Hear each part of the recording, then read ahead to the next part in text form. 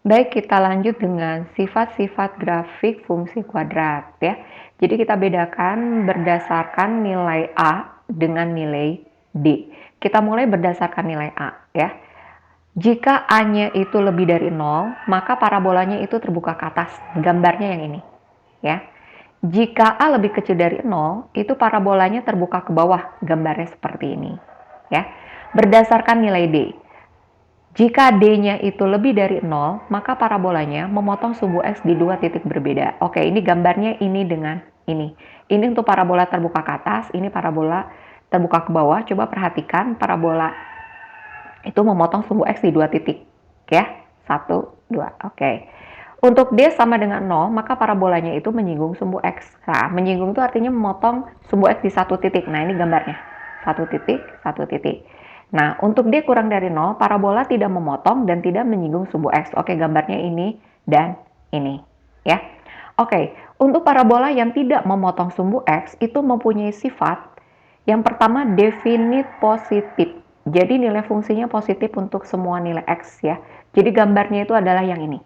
Jadi parabolanya itu berada di atas sumbu X ya. Yang kedua, definite negatif. Jadi nilai fungsi negatif untuk semua nilai X. Oke, gambarnya yang ini ya. Jadi parabolanya itu berada di bawah sumbu X ya.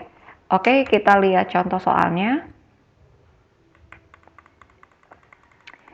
Oke, ini contoh soalnya. Tentukan nilai K agar grafik fungsi f(x) ya sama dengan 1 plus K kuadrat ya dikali X kuadrat ditambah 10KX ditambah 16 itu menyinggung sumbu X. Tadi udah dibahas ya, menyinggung itu artinya nilai D-nya itu sama dengan 0. Jadi kita mulai dari sini.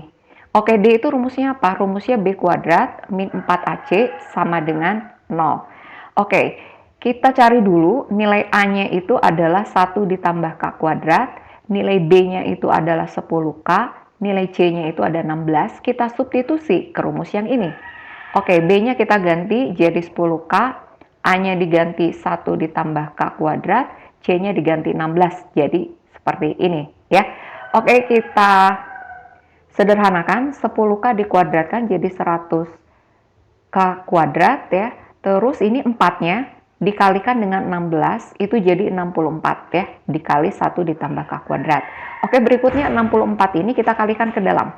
Jadi min 64 kali 1 min 64, min 64 dikali K kuadrat itu min 64 K kuadrat ya.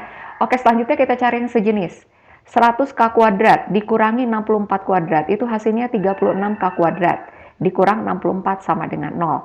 Oke, 36K kuadrat ini kita ubah bentuknya menjadi 6K dalam kurung pangkat 2. 64 juga diubah bentuknya menjadi 8 pangkat 2. Begitu.